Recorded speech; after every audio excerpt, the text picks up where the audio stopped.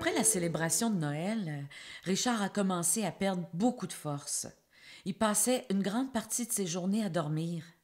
On se relayait à son chevet, les enfants puis moi. La petite venait aussi parfois. Elle lui faisait des dessins, lui parlait de ses journées. Quand Richard entendait sa voix, parfois il ouvrait les yeux, il souriait puis il se rendormait. Il y a eu pas mal de monde qui sont venus le voir. On dirait qu'ils étaient moins gênés de venir à la maison de soins palliatifs que quand on était chez nous. À un moment donné, il a fallu limiter les visites parce que Richard était vraiment fatigué. Après, il a arrêté de boire par lui-même. Ah, ça m'inquiétait, là. Ben, l'infirmière m'a dit que c'était normal. On hydratait sa bouche avec une petite éponge. Ça semblait le soulager.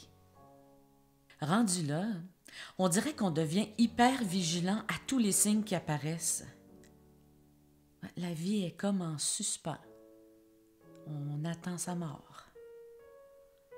D'un côté, on veut pas qu'il meure parce qu'il y a une partie de nous qui refuse de se faire à l'idée. D'un autre côté, on souhaite sa mort parce que, de toute façon, il n'y a plus de qualité de vie. On se sent vraiment impuissant. Ça fait qu'on reste là, à son chevet. On lui caresse la main pour qu'il sache qu'on est là. On s'assure qu'il est correct. On est tellement habitué d'être dans l'action, hein? Mais là, on est juste là à attendre. Puis, des fois, c'est long. Peu de temps avant sa mort, sa respiration a commencé à changer. Il faisait comme des râles.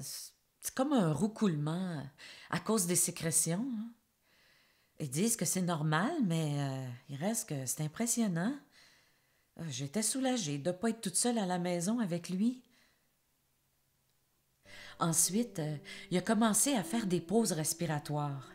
Alors, on pensait que ça y était. Puis, il se remettait à respirer. Des fois, il arrêtait de respirer pendant des secondes. Des secondes là, qui nous semblaient des heures. Le personnel nous a dit que c'était normal, qu'il ne souffrait pas. Puis, c'est vrai, il avait l'air calme, le visage léger. Ça impressionne de voir mourir quelqu'un pour la première fois. Surtout quand c'est quelqu'un que t'aimes. Bon, je dis que ça impressionne. En fait, je sais pas trop comment dire, là. C'est pas tant la manière qu'il meurt qui impressionne, c'est...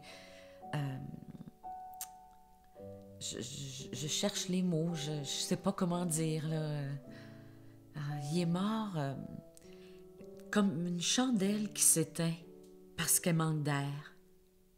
Tout doucement, le visage détendu, avec un petit sourire en coin, comme une sorte de libération. Il est parti comme il voulait, entouré de ceux qu'il aimait.